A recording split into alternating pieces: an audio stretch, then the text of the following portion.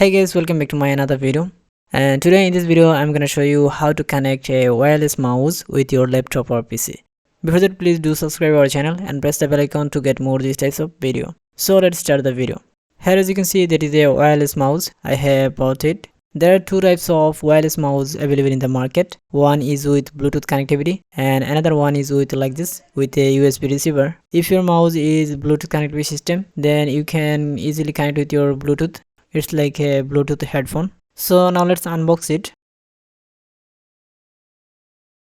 Here is the main mouse, and if I open its backside, you can see here I need to insert 2 pencil battery, keep it, and then in the box I have got a USB receiver for connect it with the PC or laptop. It's also known as USB dongle. First of all, you need to insert it in your laptop or PC USB port. I'm gonna insert it. After that, I need to insert 2 pencil battery in my mouse backside. I'm gonna insert it.